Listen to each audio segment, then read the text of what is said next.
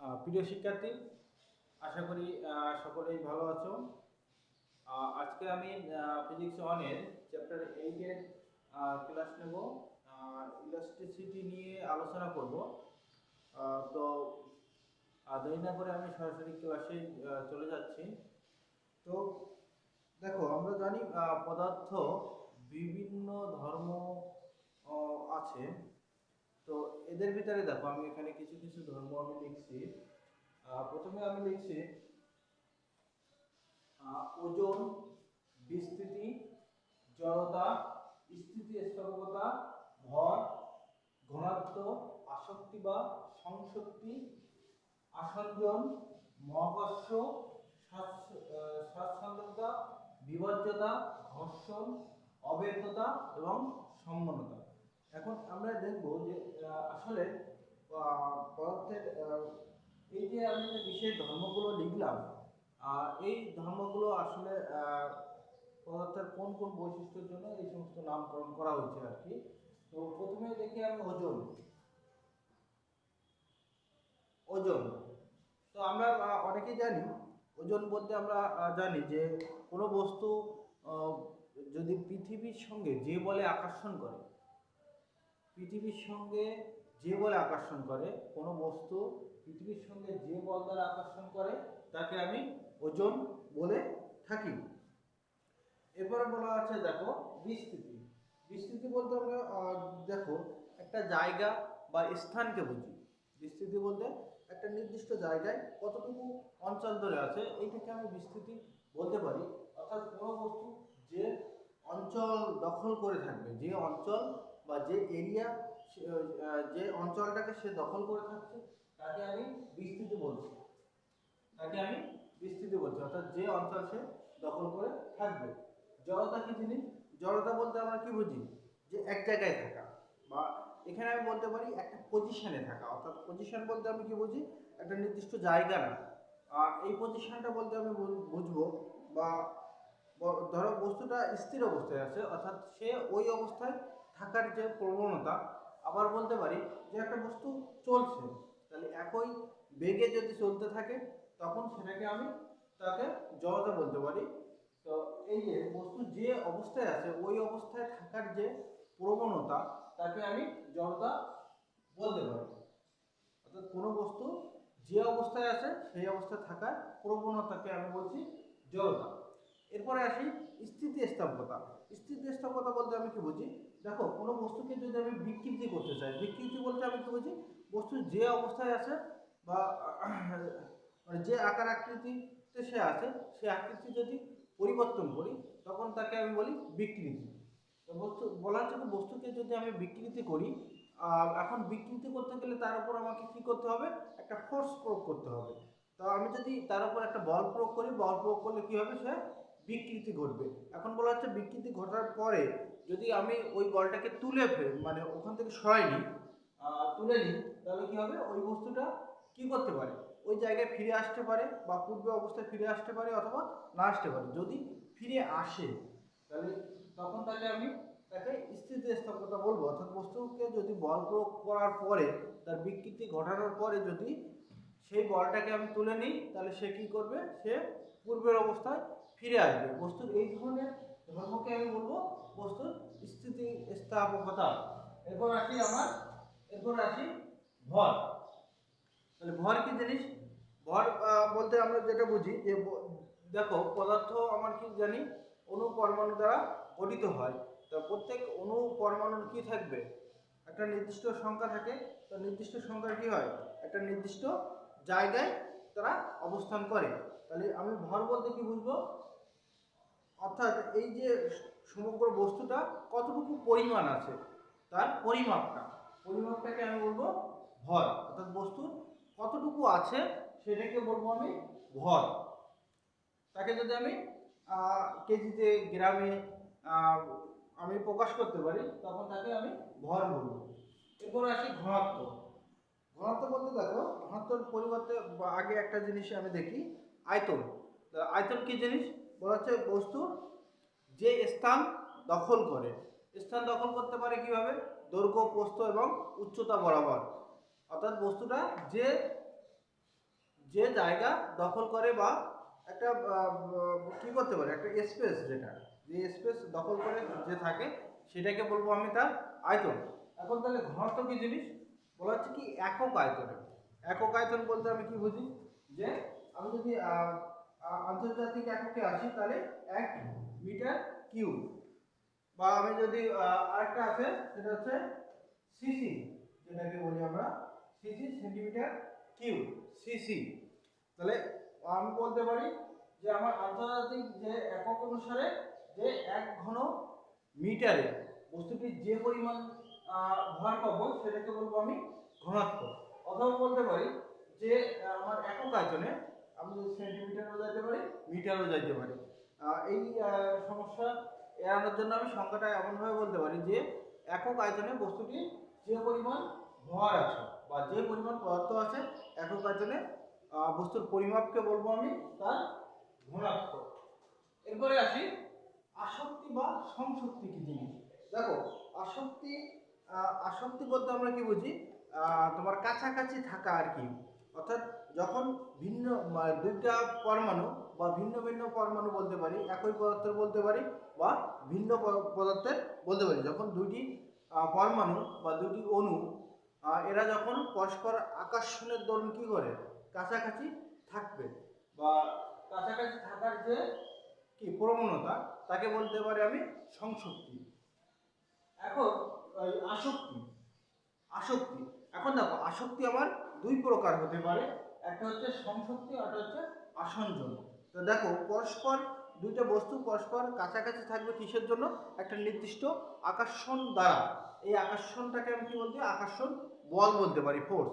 তাহলে যখন এই অ্যাট্রাকটিভ ফোর্স থাকতেছে তখন কি হচ্ছে, এরা কাছাকাছি অবস্থান করছে। এখন বলছি কি আমার এই আসক্তিতে আমার দুই প্রকার হতে পারে, একটাকে বলছি আমি সংশক্তি, একটা বলছি আসঞ্জন। তো সংশক্তি কি জিনিস বলা হচ্ছে, একই পদার্থের পরমাণুগুলো যদি পাশাপাশি যে বল দ্বারা থাকে তাকে বলি আমি সংশক্তি। আর আসঞ্জনটা হচ্ছে কি ভিন্ন ভিন্ন পদার্থের পরমাণু যখন কাছাকাছি অবস্থান করে তখন তাকে বলি আমি আসঞ্জন। এরপর আসি মহাকর্ষ। মহাকর্ষ আমরা জানি যে এই পৃথিবীতে যে কোনো দুইটি বস্তু কি করে পরস্পরকে আকর্ষণ করে। এই বস্তুর এই ধরনের যে ধর্ম, এই ধর্মটাকে বলবি আমি মহাকর্ষ। এরপরে আসি স্বচ্ছন্দতা। স্বচ্ছন্দতা বলতে আমি কি বুঝি, দেখো প্রত্যেক পদার্থ, প্রত্যেক পদার্থ কি করতে পারে, তোমার ছিদ্র থাকতে পারে, প্রত্যেক পদার্থে ছিদ্র থাকতে পারে। তো এটা হতে পারে তোমার দৃশ্যমান, অদৃশ্যমান। তো এখন দেখো আমরা যখন দেখো দেখো পানি দেখি বা পানিতে কি আমরা কোনো ছিদ্র দেখতে পাই, দেখতে পাই না। আবার কিছু কিছু পদার্থ আছে দেখো কাছে নিলে আমি কি তার ছিদ্র দেখতে পাই। তো এখানে আবার দেখো প্রত্যেক পদার্থ কি ক্ষুদ্র ক্ষুদ্র ছিদ্র বিদ্যমান, এটা আমি চোখে দেখতেও পারি না দেখতেও পারি। তো এই যে ধর্ম, এই ধর্ম কি বলি সছিদ্রতা। এই যে ধর্ম, এই ধর্মটাকে আমি কি বলছি সছিদ্রতা। এবার দেখো বিভাজ্যতা। বিভাজ্যতা বলতে আমি কি বলছি, এখানে নাম দেখলে আমি বুঝতে পারতেছি। বিভাজ্যতা বলতে আমি বিভাজ্য করা যাবে, অর্থাৎ বস্তুকে যদি আমি বল প্রয়োগ করি, বল প্রয়োগ করে কি ক্ষুদ্র ক্ষুদ্র পরমাণুতে পরিণত করতে পারি। বস্তুর যে এই যে ধর্ম, যে ক্ষুদ্র ক্ষুদ্র করার যে ধর্ম, একে বলা হয় বিভাজ্যতা। এরপর কি বলি ঘর্ষণ। দেখো দুইটা বস্তু পরস্পর যদি চলাফেরা করে, চলাফেরা করলে কি হয়, এদের ভিতরে একটা ঘর্ষণ সৃষ্টি হয়। দুইটা বস্তু যখন পরস্পর চলাফেরা করে তখন এদের ভিতরে একটা ঘর্ষণ সৃষ্টি হয়, বা বলতে পারি কি একটি বস্তু আর একটা বস্তুর উপর দিয়ে কি মানে অতিক্রম করতে চায় বা চলে যায়। এই যে ধর্ম, এই ধর্মকে বলা হয় আমার ঘর্ষণ। এবার দেখো অভেদ্যতা। অভেদ্যতা বলতে কি বলতি, দেখো একটা বস্তু একটা জায়গায় বসে আছে, একটা বস্তু একটা জায়গায় স্থান করে আছে, এখন ওই জায়গায় কি করবে আর একটা বস্তু এসে বসতে পারবে, কখনোই বসতে পারবে না। অর্থাৎ এইটাকে বলছি আমি অভেদ্যতা। অর্থাৎ যে যেখানে আছে সেখানে, সেখান থেকে তাকে সরানো যাচ্ছে না, বা যে স্থান দখল করে থাকে, মনে করো এখানে আছে, কিছুক্ষণ পরে ওই বস্তুটা এখানে আছে, তাহলে ওই স্থানে কি আর একটা বস্তু এসে বসতে পারবে, বসতে পারবে না, অর্থাৎ ও যেখানে যাক না কেন ওই জায়গাটা তো আর কেউ নিতে পারবে না। যেখানে যাক না কেন ওই জায়গাটায় তাকে থাকতে হচ্ছে, অর্থাৎ ওই জায়গা থেকে তাকে কি অদৃশ্য করে দেওয়া যাচ্ছে না। ওই বস্তুটা যে কোনো মানে কি বলতে পারি, যে কোনো সময় যেখানেই থাকুক না কেন ওই পজিশনে ওকেই থাকতে দিতে হবে। অর্থাৎ ওই পজিশন, অর্থাৎ এখানে কি ওকে ওখান থেকে অদৃশ্য করে দেওয়া যাচ্ছে না। এই যে তাকে অদৃশ্য করে দেওয়া যায় না, এই যে ধর্ম, এই ধর্মটাকে বলা হয় অভেদ্যতা বলা হচ্ছে। আমি সহজে বলতে পারি যে দুইটা পরমাণু কখনো একটা জায়গায় থাকতে পারবে না, অর্থাৎ একটা স্পেস সে দখল করতে পারবে না। দুইটা বস্তু কখনো একই সময়ে একটা জায়গা কখনো দখল করতে পারে না। এই যে ধর্মকে বলা হয় অভেদ্যতা। সংঘবদ্ধ কি জিনিস? সংঘবদ্ধ দেখো বলা হচ্ছে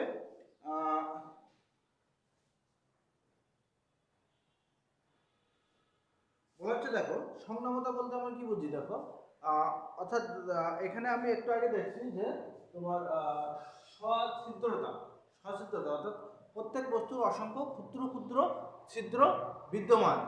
তাহলে কি বলা হচ্ছে, এই ক্ষুদ্র ছিদ্র কিভাবে আমি ভ্যানিশ করতে পারি?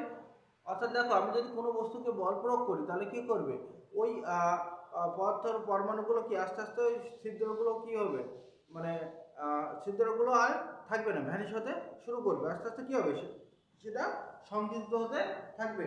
বস্তুর যে এই যে ধর্ম, এই ধর্মটাকে বলা হয় সংনমতা। এখন দেখো এই যে বৈশিষ্ট্যগুলো আছে, এই বৈশিষ্ট্যগুলো সব প্রকার পদার্থের জন্য, সব প্রকার পদার্থে বিদ্যমান। এই যে আমরা এখানে যে কয়টা ধর্ম দেখলাম, এখন দেখো কিছু কিছু ধর্ম আছে যেগুলো সব পদার্থের জন্য প্রযোজ্য নয়। কিছু কিছু পদার্থের জন্য আমি লক্ষ্য করি বা দেখতে পাই, কিছু কিছু বৈশিষ্ট্য আমি সেখানে পাই। সেগুলো কেমন? তারতা,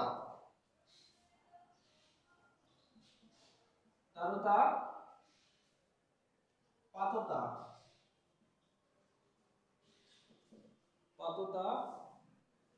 ভঙ্গুরতা,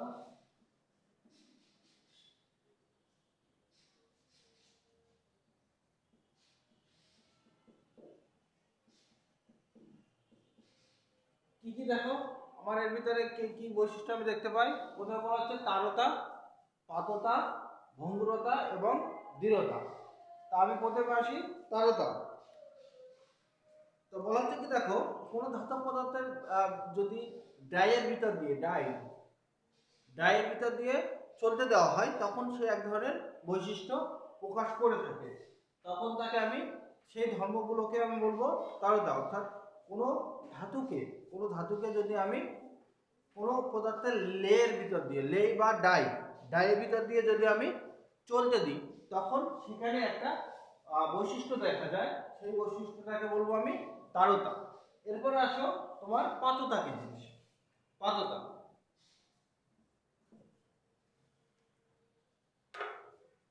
পাততা দেখো বলা হচ্ছে কি, আমি জানি যে ধাতুগুলোকে কি করতে পারি, আমি পাতে পরিণত করতে পারি। অর্থাৎ একটা কি সিলিন্ডার আকৃতি বা একটা তার বা রডকে, দেখো লোহার রডকে আমি কি করতে পারি, তাকে আগুনে গরম করার পরে কি করতে পারি, ওকে পিটায়ে কি করতে পারি, আমি কি চ্যাপ্টা বা পাত তৈরি করতে পারি। তো এই ধরনের যে বৈশিষ্ট্য, এই বৈশিষ্ট্যকে বললে আমি পারতা, হাতুড়ি দিয়ে পিটিয়ে যদি আমি পাতলা পাতে পরিণত করতে পারি। ভঙ্গুরতা কি বলা হচ্ছে?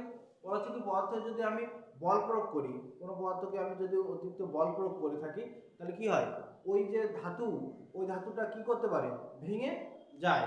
এই যে ধর্ম, এই ধর্মকে বলা হচ্ছে ভঙ্গুরতা। দৃঢ়তা বলা হচ্ছে কি, আমি কোনো পদার্থকে যতই বল প্রয়োগ করি না কেন একে আমি ভাঙতে পারবো না। অর্থাৎ ভঙ্গুরতার বিপরীতটা হচ্ছে আমার দৃঢ়তা। অর্থাৎ আমি যতই বল প্রয়োগ করি না কেন তাকে আমি ভাঙতে পারবো না। এই যে ধর্ম, এই ধর্মটাকে বলি আমি দৃঢ়তা। এখানে দেখো আমি এখানে এই অধ্যায়ে যেটা, এই অধ্যায়ে আমার আলোচনা করা হবে স্থিতিস্থাপকতা নিয়ে। পদার্থের স্থিতিস্থাপকতা ধর্ম নিয়ে এখানে আলোচনা করা হবে। তো এখানে দেখো আমরা তার স্থিতিস্থাপকতা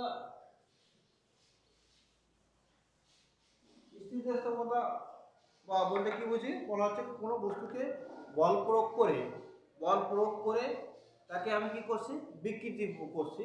বিকৃতি করার পরে কি করছি, যখন আমি বলটাকে উঠাই নিচ্ছি তখন সেটা কি হচ্ছে, আবার পূর্বের অবস্থায় ফিরে আসতেছে। এই যে ধর্ম, এই ধর্মটাকে আমি বলি স্থিতিস্থাপকতা, অর্থাৎ বল অপসারণের ফলে যদি বস্তুটা পূর্বের অবস্থায় ফিরে আসে বা ফিরে আসার প্রবণতা, এই যে ধর্ম, বস্তুর এই ধরনের ধর্মকে আমি বলি স্থিতিস্থাপকতা।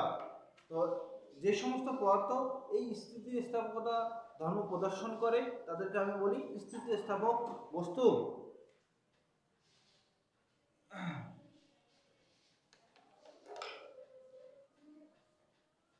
এখন দেখো, এখানে দেখো পরমাণুর গঠনে আমি কিছু দেখব। সেখানে হচ্ছে পরমাণু, আমি জানি পরমাণুগুলো সাধারণত আমার কি ক্ষুদ্র ক্ষুদ্র কণা দ্বারা গঠিত। তো আমার বলি যে মৌলিক পদার্থের এই ক্ষুদ্রতম অণুকে আমি বলি পরমাণু, আর যৌগিক পদার্থের অণুকে বলি মৌলিক পদার্থের ক্ষুদ্র যে যে কণাগুলো আছে এইগুলোকে আমি বলছি কি পরমাণু, আর যৌগিক পদার্থের ক্ষুদ্র ক্ষুদ্র কণাকে আমি বলছি কি অণু। এখন দেখো, এই অণুগুলো যখন আমার কাছাকাছি থাকছে, যখন এরা কাছাকাছি অবস্থান করে তখন কি বলে, এরা এক ধরনের বল দ্বারা পরস্পরকে আকর্ষণ করে। এই আকর্ষণকে আমি বলছি কি আসক্তি। এই আসক্তি আমার দুই ধরনের আছে, একটাকে বলছি আমি সংশক্তি আর একটাকে বলছি আসংযোগ।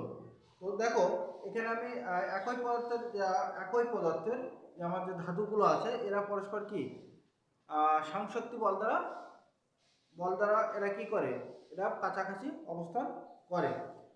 তো এখানে দেখো আমার বিষয়টা হচ্ছে কি, দেখো পদার্থগুলো কি পরস্পর কাছাকাছি থাকে। এই যে কাছাকাছি থাকে কোন বল দ্বারা, পদার্থগুলো কাছাকাছি অবস্থান করে।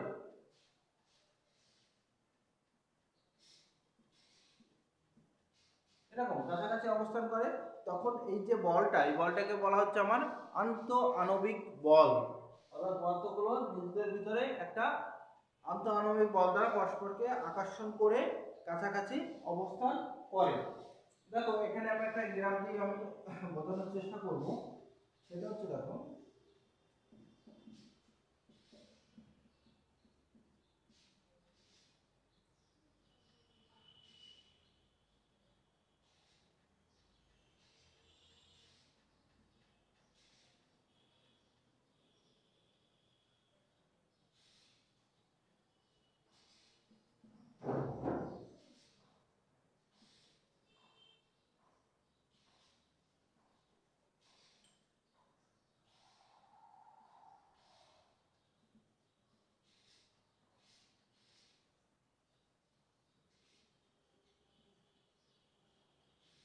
দেখো এখানে দেখো দুটা বস্তু আমি কাছাকাছি নিলাম, এখানে আঁকানোর চেষ্টা করলাম আর কি।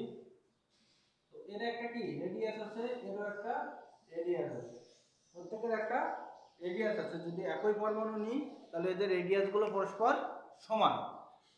এখানে দেখো আমি এখানে একটা চিত্র আঁকছি।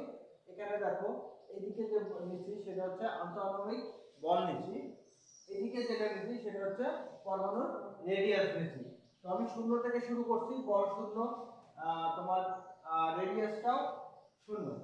তো এখানে আমার ঘটনা হচ্ছে দেখো, আমরা জানি দেখো একটা পদার্থ কি, আমি একটু আগে বলছি যে দুইটা পরমাণু কখনো একটা স্পেসে বা একটা জায়গায় একই সময়ে অবস্থান করতে পারে না। সুতরাং কি হবে, যদি একটা জায়গায় একটা বস্তু, দুইটা বস্তু যদি একই স্পেসে অবস্থান করতো তাহলে কি হচ্ছে, যে পরস্পরের যে দূরত্ব কি আমার শূন্য হতো। তাহলে কি, যেহেতু আমার সম্ভব না, তাহলে কি দুইটা বস্তু কখনো একটা পজিশনে থাকতে পারবে না। এখন দেখো এদের কি একটা নির্দিষ্ট দূরত্বে থাকার কথা, দুটো বস্তু একটা নির্দিষ্ট দূরত্বে থাকবে। তাহলে দেখো এই নির্দিষ্ট দূরত্ব থেকে যত ভিতরে আসবে তত কি হবে, পরস্পরকে দূরে সরায় দেবে। কারণ কি, এদের একটা স্থিতিস্থাপকতা ধর্ম আছে, যার জন্য কি হবে, একটা আরেকটা থেকে সরায় দেবে। তো সুতরাং দেখো আমি যদি এই রেঞ্জটা ধরি যে এখানে দুইজনের মানে যখন রেডিয়াসটা আমার কি হচ্ছে, এটা হচ্ছে স্বাভাবিক অবস্থান। যখন এই যে পজিশনটা দুজনের যে দূরত্ব r0 যেটা ধরছি, তো r0 যখন হচ্ছে তখন কি এরা স্বাভাবিক পজিশনে আছে, অর্থাৎ আন্তঃআণবিক বল দ্বারা এরা এখানে আছে। এখন আমি যদি এই রেডিয়াসটাকে যদি আমি কমাতে চাই, তো দুটাকে যদি আমি ভিতরে ঢুকাই দিতে চাই, একটাকে আটটার ভিতরে ঢুকাই দিতে যায়, তখন কি করবে? এদের ভিতরে কি করছে? বিকর্ষণ বলটা আস্তে আস্তে বৃদ্ধি পাচ্ছে। যত আসতেছে তত কি বিকর্ষণ বলটা কি অধিক অধিক বেড়ে যাচ্ছে। বিকর্ষণ বলটা আমার অধিক বেড়ে যাচ্ছে। তো এখান থেকে দেখো, এবার আমি যদি পরস্পর ভিতরের দিকে না গিয়ে যদি পরস্পর থেকে আলাদা করতে চাই, পরস্পর থেকে দূরে সরে যেতে চাই, তখন কি হচ্ছে? আবার আকর্ষণ বলটা বৃদ্ধি পাচ্ছে, ওরা অর্থাৎ তারা কাছে আসতে যাচ্ছে। একটা পর্যায়ে কি হচ্ছে? আকর্ষণ বলটা কি আস্তে আস্তে বৃদ্ধি পায়। একটা পর্যায়ে কি হচ্ছে? একটা পর্যায়ে গিয়ে এই আকর্ষণ বলটা আমার সর্বোচ্চ হচ্ছে। তখন যত দূরত্ব বৃদ্ধি করি না কেন, তখন কি হয়? আকর্ষণ বলটা আস্তে আস্তে আগের তুলনায় কমতে থাকে, তবে আকর্ষণ বলই থাকে। একটা পর্যায়ে গিয়ে কি হয়? এই আকর্ষণ বলটা ক্ষীণ হয়ে যায়, অর্থাৎ অনেক কম হয়ে যায়, বা ক্ষীণ হয়ে যায়, বা যতই আমি দূরত্ব বৃদ্ধি করি না কেন আকর্ষণ বলটা একই রকম থাকে, চেঞ্জ হয় না, বেশি একটা চেঞ্জ হয় না। দেখো এখানে এসে কি একটা সমান্তরাল রেখা পাওয়া যায়, আকর্ষণ বল থাকে, তবে সেটা অনেক ক্ষীণ এবং অপরিবর্তন বলে মনে করা হয়ে থাকে। তো এখান থেকে আমরা সহজে বুঝতে পারি যে স্থিতিস্থাপকতা যেটা, যে আমি ভিতরে যখন কাছাকাছি আরো বেশি কাছাকাছি নিয়ে যেতে চাচ্ছি, তখন কি হচ্ছে? পরস্পর থেকে কি পরস্পর সে দূরে ঠেলে দিচ্ছে। আবার যখন আমি এখান থেকে আমি কি করছি? ওকে দূরে সরে নিতে যাচ্ছি, তখন কি হয়? তারা আবার কাছে আসতে যাচ্ছে, অর্থাৎ একই জায়গায় থাকার সে প্রবণতা প্রকাশ করছে। এরপরে যদি আসি, এরপরে দেখো স্থিতিস্থাপকতা সম্পর্কে আমি স্থিতিস্থাপকতা সম্পর্কে কিছু বললাম আর কি। এরপর দেখো স্থিতিস্থাপকতা সীমা, যেটা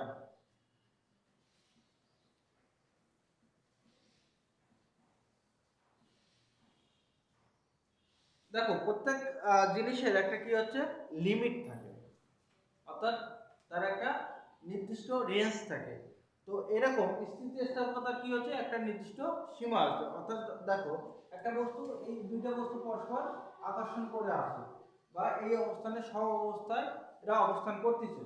এখন এই বস্তুটাকে কি করতে পারে? আমি এখানে নিয়ে গেলাম, এদের এদের পূর্ব অবস্থায় ফিরে আসতে পারতেছে, কিন্তু একে যদি আরো বেশি দূরে নিয়ে যায়, আরো বেশি দূরে নিয়ে যায়, তাহলে কি একে ফিরে আসতে পারবে? এ ফিরে আসতে পারবে না। অর্থাৎ একটা নির্দিষ্ট রেঞ্জ আছে, যে একে এখান থেকে এখানে নিয়ে গেলে এখান থেকে ফিরে আসতে পারবে, তার অধিক যদি আমি নিয়ে যাই, সে আর পূর্বের অবস্থায় ফিরে আসতে পারবে না। তাহলে এই যে ঘটনা, এই ঘটনাটাকে বলা হয় স্থিতিস্থাপকতা সীমা, অর্থাৎ যতটা রেঞ্জ পর্যন্ত সে পূর্বের অবস্থায় ফিরে আসতে পারে।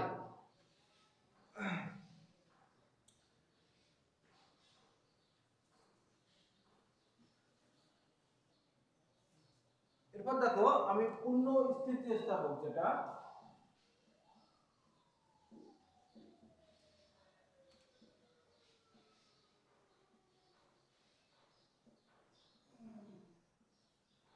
আচ্ছা, পূর্ণ স্থিতিস্থাপক বস্তু আর পূর্ণ দৃঢ় বস্তু, যেটা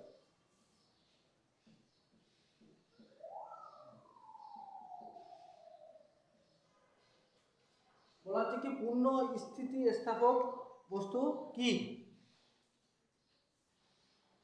পূর্ণ স্থিতিস্থাপক বস্তু বলা হচ্ছে পূর্ণ স্থিতিস্থাপক বস্তু বলা হচ্ছে কি? আমি কোনো এখানে একটা জিনিস দেখলাম, স্থিতিস্থাপক কি হচ্ছে? বস্তুকে বল অপসারণের পরে যদি বস্তু পূর্ব অবস্থায় ফিরে আসে, তো এই যে ধর্ম, এটাকে বলা হয় স্থিতিস্থাপক। অর্থাৎ যে সমস্ত বস্তু এই সমস্ত ধর্ম প্রদর্শন করে তাকে স্থিতিস্থাপক বস্তু বলে। তাহলে পূর্ণ স্থিতিস্থাপক বস্তু কি? অর্থাৎ একে আমি যতই বিকৃতি করি না কেন, বা যতই বল প্রয়োগ করি না কেন, সে তার পূর্ব অবস্থায় ফিরে আসবে। এই যে এই ধরনের বস্তুকে বলা হয় পূর্ণ স্থিতিস্থাপক বস্তু। আসলে পৃথিবীতে পূর্ণ স্থিতিস্থাপক বস্তু বলে কিছুই নেই, বা এই মহাশূন্যে যা মহাবিশ্বে আমি যাই বলি না কেন, কোথাও পূর্ণ স্থিতিস্থাপক বস্তু নেই। প্রত্যেকের কিছু না কিছু বিকৃতি থাকে, বা স্থিতিস্থাপক যে লিমিটটা, এই লিমিটটা প্রত্যেকেরই আছে। সুতরাং এটা একটা কল্পিত বস্তু আমি ধরতে পারি। এবার হচ্ছে পূর্ণ দৃঢ় বস্তু। পূর্ণ দৃঢ় বস্তু কি জিনিস? দৃঢ় বস্তু বলতে আমি দেখো ওখানে দৃঢ়তার একটা সংজ্ঞা দিচ্ছিলাম, অর্থাৎ একে কোনোভাবেই কি মানে একে ভেঙে ফেলা যায় না। সুতরাং আমি বলতে পারি দেখো পূর্ণ দৃঢ় বস্তু বলতে আমি কি বলছি, অর্থাৎ একে আমি যতই বল প্রয়োগ করি না কেন একে বিকৃতি আমি ঘটাইতে কখনো পারবো না, অর্থাৎ তার অবস্থানকে আমি কখনো চেঞ্জ করতে পারবো না। এই ধরনের বস্তুকে বলবো আমি দৃঢ় বস্তু। এটাও একটি কাল্পনিক বস্তু, অর্থাৎ প্রত্যেকটা বস্তুর আবার কি হয়, তার স্থিতিস্থাপক আছে, অর্থাৎ সে প্রত্যেকের কি বলতে পারি বিকৃতি আছে, অর্থাৎ কেউ দৃঢ় হতে পারে না। সাধারণত আমরা দেখো সাধারণত কাঁচ, ইস্পাত এইগুলোকে আমি দৃঢ় বস্তু আমি ধরতে পারি, কারণ এদের সাধারণত আমি তোমার উচ্চ বল প্রয়োগ করে এদের বিকৃতি ঘটাতে হয় এজন্য। এরপরে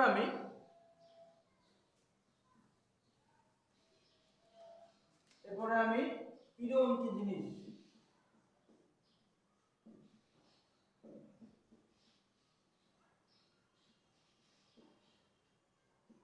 এরপরে আমি তোমার পীড়ন এবং বিকৃতি নিয়ে আলোচনা করব। তো দেখো পীড়ন বলতে আমি সাধারণত দেখো একটা সাধারণ কথা বলতে পারি, আমরা পীড়া পীড়া কথাটা ইউজ করতে পারি এখানে। পীড়া বলতে আমি কি বলি, যন্ত্রণা যন্ত্রণা বলতে পারি, বা মানে তোমার কি বলতে পারি স্বাভাবিক অবস্থা থেকে কি তোমার চেঞ্জ চেঞ্জ করতে, অর্থাৎ কোনো বস্তু স্বাভাবিক যেটা আছে সেই স্বাভাবিকটাকে স্বাভাবিক অবস্থায় যদি না থাকে সেটাকে আমি পীড়া বলতে পারি আর কি।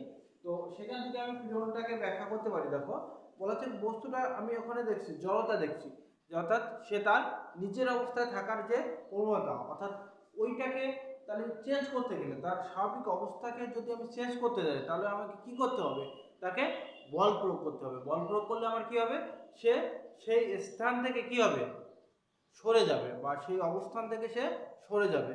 অর্থাৎ আমি যদি কোনো বস্তুকে বল প্রয়োগ করি, বল প্রয়োগ করলে কি হচ্ছে, অর্থাৎ সে যদি তার স্বাভাবিক অবস্থা থেকে সরে যায় তখন তাকে আমি কি বলতে পারি, তার বিকৃতি হচ্ছে। অর্থাৎ কোনো বস্তুকে বল প্রয়োগ করে যদি আমি বিকৃতি ঘটাতে পারি তো সেই বলটাকে বলবো আমি পীড়ন।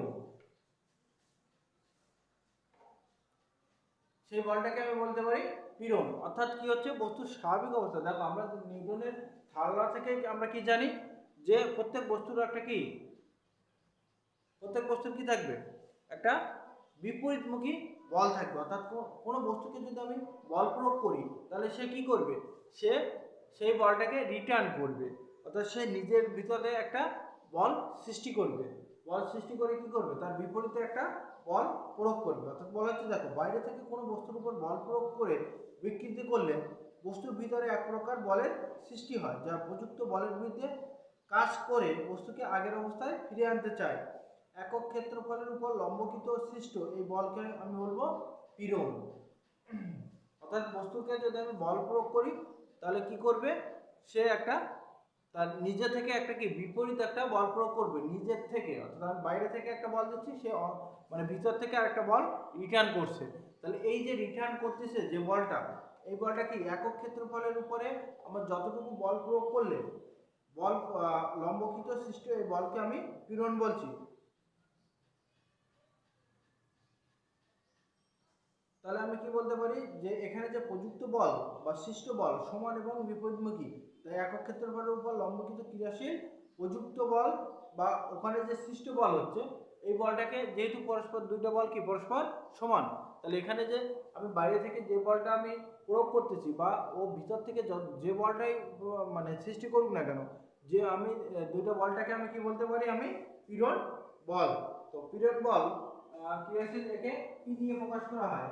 পি সমান কত, এফ বাই এ, যেহেতু আমি কি একক ক্ষেত্রফলের উপরে সৃষ্টি করতেছিলাম এজন্য পীড়নটাকে আমি যদি পি দিয়ে প্রকাশ করি তাহলে একে লিখতে পারি এফ বাই এ।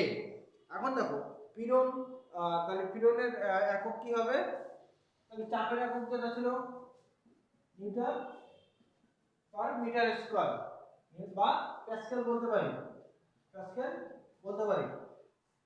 এখন দেখো পীড়ন আবার তিন প্রকার হতে পারে, দৈর্ঘ্য পীড়ন,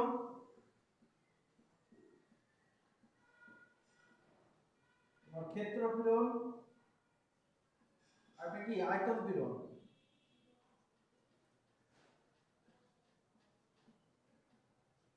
তাহলে আমার পীড়ন তিন প্রকার। তোমার ক্ষেত্র পীড়ন, আয়তন পীড়ন, বা একে আয়তন বা আকার দিতে পারি, আকার দিতে পারি। তাহলে আমার পীড়ন তিন প্রকার, তোমার দৈর্ঘ্য পীড়ন, ক্ষেত্র পীড়ন এবং আকার পীড়ন। দৈর্ঘ্য পীড়নকে বলা হচ্ছে আমি দৈর্ঘ্য বরাবর, কোনো বস্তুর দৈর্ঘ্য বরাবর যে পীড়নটা আমি প্রয়োগ করব বা প্রদান করব, বা দৈর্ঘ্য বরাবর যে বিকৃতি ঘটানোর জন্য যে বলটা প্রয়োগ করে থাকি সেটাকে বলে আমি দৈর্ঘ্য পীড়ন। আয়তন পীড়ন তাহলে কি জিনিস, যে আয়তন বিকৃতি ঘটানোর জন্য ক্ষেত্র আয়তন পীড়ন, দৈর্ঘ্য পীড়ন, আয়তন পীড়ন এবং আকার পীড়ন। বলা হচ্ছে কি আয়তন বিকৃতি ঘটানোর জন্য বস্তুর একক ক্ষেত্রফলের উপর লম্বভাবে যে বল প্রয়োগ করা হয় তাকে আমি বলছি আমি আয়তন পীড়ন। আকার পীড়ন কি, আকার বিকৃতি ঘটানোর জন্য অর্থাৎ ক্ষেত্রফল বিকৃতির জন্য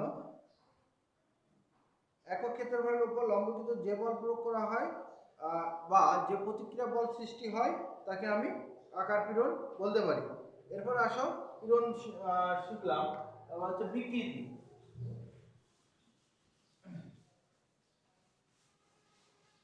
বিকৃতি কি জিনিস, তাহলে বলা হচ্ছে কি বস্তুর উপর বল প্রয়োগ করার ফলে, বস্তুর উপর বল প্রয়োগ করার ফলে কি হচ্ছে, তার আকার বা আয়তনের পরিবর্তন ঘটে। তাহলে বিকৃতি আমি কি বলছি, যে তার স্বাভাবিক অবস্থা চেঞ্জ হয়, আকার বা আকৃতি চেঞ্জ হচ্ছে। তাহলে বলা হচ্ছে কোনো বস্তু একক মাত্রায় যে পরিবর্তন ঘটে, কোনো বস্তুর একক মাত্রার যে পরিবর্তন ঘটে তাকে বিকৃতি বলে। বিকৃতি তোমার তিন প্রকার, তোমার আকার বিকৃতি, দৈর্ঘ্য বিকৃতি এবং আয়তন বিকৃতি, তিন ধরনের বিকৃতি আছে। তাহলে তোমার দৈর্ঘ্য বরাবর যে পরিবর্তন হয়, অর্থাৎ কতটুকু পরিবর্তন হয়েছে পূর্বের অবস্থা থেকে সে কতটুকু পরিবর্তন হয়েছে সেটাকে বলবো আমি দৈর্ঘ্য বিকৃতি। দৈর্ঘ্য বরাবর যে বিকৃতি হচ্ছে, তাহলে দৈর্ঘ্য বিকৃতি আমি কিভাবে লিখতে পারি,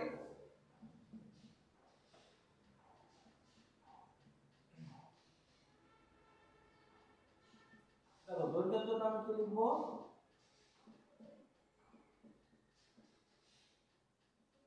দৈর্ঘ্যের পরিবর্তন মানে হচ্ছে আদি দৈর্ঘ্য।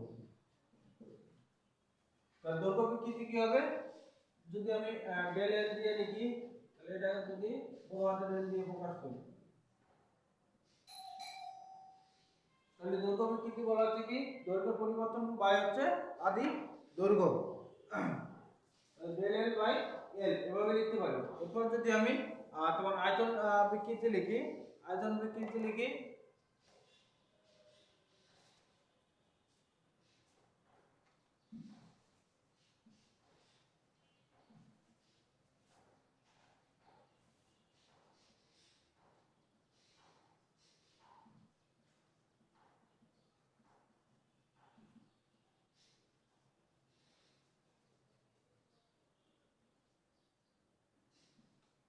এরপরে যদি আমি আয়তন বিকৃতি লিখি তাহলে কি হবে, আয়তনের পরিবর্তন বাই হচ্ছে আদি আয়তন equal to del V by B. অর্থাৎ ডেল ভি সমান সমান যদি আমি এটাকে যদি আমি V minus V two minus V one দিই, তাহলে এটাকে যদি আমি ভি ওয়ান দিই তাহলে এটা আমি পাইতে পারি আর কি V two minus V one. এভাবে যদি আমি আয়তন বিকৃতি এবং যদি আকার বিকৃতি লিখি,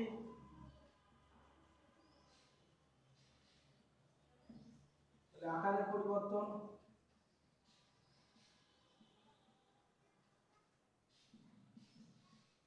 হচ্ছে আদি আকার বা ক্ষেত্রফল বলতে পারি, ডেল এ বাই হচ্ছে এ অন, তাহলে এটাকে যদি এ টু মাইনাস এ অন দিই তাহলে এটাকে এ অন বলতে পারি। অর্থাৎ এখানে কি তাহলে এখান থেকে আমি জাস্ট বিকৃতি সম্পর্কে জানলাম আর কি। এরপর যেটা আছে সেটা হচ্ছে আমার হুকের সূত্র। হুকের সূত্র দিয়ে আজকে শেষ করব।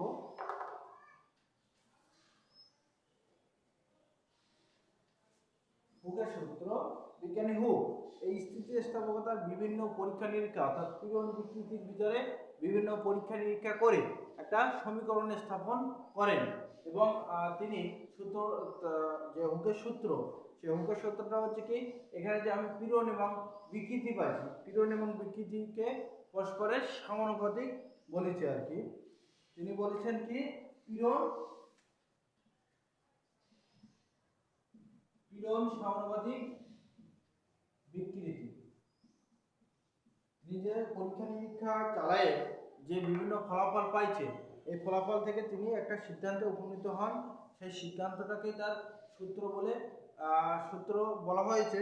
এখানে বলা হচ্ছে স্থিতিস্থাপক সীমার ভিতরে, স্থিতিস্থাপক সীমার মধ্যে কোনো বস্তুর পীড়ন তার বিকৃতির সমানুপাতিক। স্থিতিস্থাপক সীমার ভিতরে পীড়ন তার বিকৃতির সমানুপাতিক। অর্থাৎ এখানে তাহলে পীড়ন ইকুয়াল টু তাহলে কি লিখতে পারি, পীড়ন ইকুয়াল টু এখানে একটা ধ্রুব টার্ম আসবে, ধ্রুবক গুণ হচ্ছে বিকৃতি। অর্থাৎ এখানে পীড়ন বাই বিকৃতি ইকুয়াল টু আমি কি একটা ধ্রুবক সংখ্যা। অর্থাৎ পীড়ন বাই বিকৃতি একটি ধ্রুবক সংখ্যা। মানে একে যদি আমি ম্যাথমেটিক্যালি যদি আমি বলি, অর্থাৎ পীড়ন বাই বিকৃতি একটি ধ্রুব সংখ্যা। একে এই যে ধ্রুব সংখ্যা, এই ধ্রুব সংখ্যাকে বলা হয় স্থিতিস্থাপক গুণাঙ্ক। একে বলা হয় স্থিতিস্থাপক গুণাঙ্ক বা কোএফিসিয়েন্ট, বা বলতে পারি তোমার ইলাস্টিসিটি, যেটা ইলাস্টিসিটি বলতে পারি। এই যে ধ্রুবক, একে নাম বলতে পারি কি ইলাস্টিসিটি বা কোএফিসিয়েন্ট অফ ইলাস্টিসিটি, বা বাংলায় যেটা বলছি আমি স্থিতিস্থাপক ধ্রুবক বা স্থিতিস্থাপক গুণাঙ্ক বলতে পারি। তাহলে এখানে দেখো আমরা ওখানে কি লিখছিলাম, পীড়ন, যেটা পীড়নটাকে আমরা কি লিখছিলাম, f বাই a, আর বিকৃতিটাকে আমরা যদি দৈর্ঘ্য বিকৃতি ধরি তাহলে ডেল l বাই l অন ধরছিলাম, এটা ইকুয়াল টু ধ্রুবক, যেটা ধ্রুবক। এই ধ্রুবকটাকে যদি ধ্রুবক সংখ্যা, এখন তাহলে এখান থেকে তাহলে কি লিখতে পারবো, fl, যেটা আমি l1 না দিয়ে যদি দিই, তাহলে এটাকে যদি আমি ছোট হাতের l দিই, তাহলে a l লিখতে পারি, এটা ইকুয়াল টু ধ্রুবক সংখ্যা। এখন এটা নিয়ে আমি দেখো এখানে তিন ধরনের দেখছিলাম, দৈর্ঘ্য, আয়তন এবং আকার। এইগুলোর আবার এই যে গুণাঙ্ক, যে আমি ধ্রুবকটা পাইছি, এটা কি বলছি, স্থিতিস্থাপক গুণাঙ্ক। এই তিনটার জন্য আমার তিন ধরনের গুণাঙ্ক আছে। এই গুণাঙ্ক আমরা পরবর্তীতে আলোচনা করব পরবর্তী ক্লাসে। তো সকলেই ভালো থেকো, সুস্থ থেকো, এই কামনায় আজকের মতো শেষ করছি। সবাইকে ধন্যবাদ।